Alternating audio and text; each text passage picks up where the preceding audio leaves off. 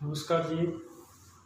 बहुत पुराने ज़माने की बात है कि एक राज्य के अंदर एक राजा थे और राजा महादेव के भक्त थे। तो वो कई वर्षों से महादेव की भक्ति करते थे। एक दिन और ऐसा आया कि वो महादेव जी के मंदिर जा रहे तो कई बीच में एक शिकारी आ गया और शिकारी ने शेर को महादेव जी के शिवलिंग के ऊपर ही काट दिया। तो फिर महादेव जी से प्रार्थना करा, हे भगवान मेरे को पुत्र देना।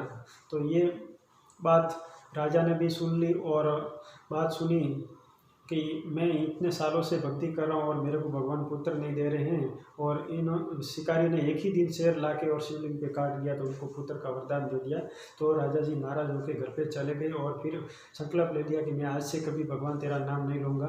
तो फिर ऐसा होने के बाद रात होने के बाद भगवान सपने में आए और राजा जी को कहा कि आप बगीचे के अंदर जाना और बगीचे के अंदर एक लाठी पेड़ की तरफ फेंकना, जितने आम के फल गिरते हैं वो लेके आके आपके रानी को खिला देना। तो राजा जी गए सुबह उठकर और एक बगीचे में और एक लाठी डाली तो एक ही आम का फल नीचे गिरा और घर लेके आए। और राजा जी ने क्या करा, पेड़ थोड़ा पाप आ गया। बोले तो क्या है, दो रानी थी राजा के, उनको क्या हुआ कि एक बड़ी रानी को नहीं खिलाना, छोटी रानी को ही खिलाना। तो क्या करा, राजा जी ने बड़ी रानी को नहीं खिलाया और छोटी रानी को आम का फल दे दिया। तो फिर वो कुछ दिनों के बाद जो बड़ी रानी थी उन्होंने भी, उनका भाई थे, उनको बुला के वो जो सिलके थे वो खा लिए बुला के। क्योंकि कल के दिन कुछ राजा जी ने प्रश्न पूछे तो उत्तर देने के लिए साक्ष्य के लिए भाई था धर्मेला भाई, जो राखी बांध के, वो भाई को बुला के साक्षी मान के वो खा लिया। और कुछ दिनों के बाद दोनों रानियों के पुत्र हुए। और कुछ दिनों के बाद फिर गांव वालों ने कहा कि राजा जी हम पुत्रों को देखना चाहते हैं। तो गांव वालों ने की बात राजा जी ने मान के एक सभा बुलाई और सभा के अंदर दो पुत्रों को सबको बुलाया और लोगों ने देखा और सब ने अभी जो गिफ्ट के तौर पे देते, जैसे पहले भी कुछ पैसे देते थे उसी टाइप दिया। और फिर बच्चे दोनों रिटर्न घर की तरफ, महल की तरफ रवाना हुए। तो छोटी रानी ने बड़े लड़के को कहा कि आप बदकिस्मत हो, इसलिए आप दूसरे महल में रहते हो और मेरा बेटा होता तो राज करता था। ऐसा भर के उसको एक सूटिया भर के बच्चे को छोड़ दिया। तो फिर उसको बच्चे को, तो आज दोस्तों आपको मालूम होगा कि जो राजहट, जो सरकार, राजहट जोट और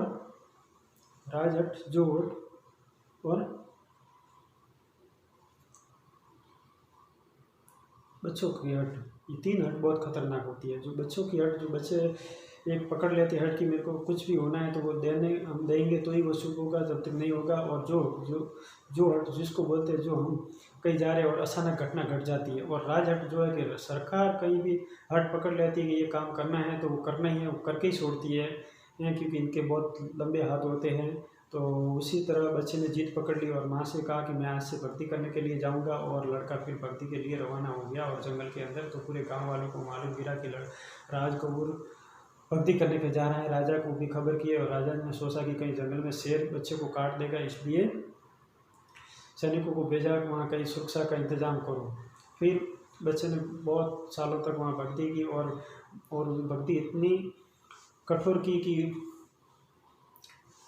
ऊपर से चलने के लिए भगवान के रथ भी नीचे आने लगे परियों के। तो भगवान के परियों ने कहा कि हम जब भी बाहर निकलते तो हमारे रथ नीचे जाते हैं। तो भगवान ने कहा आप पूर्णिमा के दिन वहाँ जाके व्रत करके एक दिन और एकादशना करके वहाँ जाके घूमर नृत्य करो, इसलिए उनकी नज़र भटक जाएगी तो उनकी भक्ति फैल हो जाएगी। ऐसा 2-3 बार करा परियों ने, फिर भी वो सफल नहीं हुए। तो भगवान ने सोचा क्यों ना मैं खुद चले जाऊँ। भगवान वहाँ गए और पूछा आप कौन है, कि मैं कुखा नहीं कान हूँ। तो फिर लड़के ने पूछा आप कौन है, तो बोले मैं भगवान हूँ। कि भगवान आप हो सकते नहीं, आप भगवान हो तो 12 मेघ एक साथ होकर बंसली आवाज के और बारिश आती है तो आप भगवान हो। तो वो बच्चे कहने के बाद भगवान ने उसी जो कहा बच्चे ने उसी तरह पूरा बारिश हुई। और फिर गांव वाले भी वहाँ आए और भगवान ने बोले कि बोलो बेटा आपको क्या चाहिए। तो राजकुमार ने एक ही पूछा कि मेरे को कुछ नहीं चाहिए भगवान, मेरे को अमर नाम चाहिए। तो उन्होंने नाम, तो आज भी दोस्तों जो भी शादी करते हैं तो आपको मालूम हो कि ध्रुव की दुनिया में मुंह करके बैठते हैं। क्यों?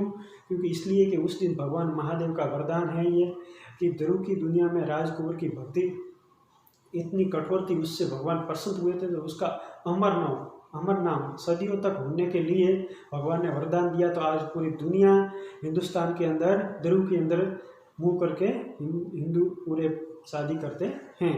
ये सत्य बात है, बहुत पुरानी है, और मैंने बहुत साल हुए मेरे दादाजी के साथ बैठ के मैंने भी सुनी थी अभी। इसलिए आप भी, जो भी भाई साहब जो भी राजस्थान के अंदर घर पे हो, तो आपके भी दादाजी दादी नाना नाना जी है, तो उनके पास बैठे तो पुरानी कुछ कहानियाँ हैं, तो आप भी सुनिए, क्योंकि वो बहुत सही है। ये भी जो मैंने आपको सुनाई है कहानी, ये बहुत पुरानी है, हजारों साल पुरानी, पर सत्य है। ध्रुव के अंदर हम दिशा के अंदर बैठ के शादी करते हैं, इसमें कोई दो राय नहीं, आप कहीं भी देख सकते हो।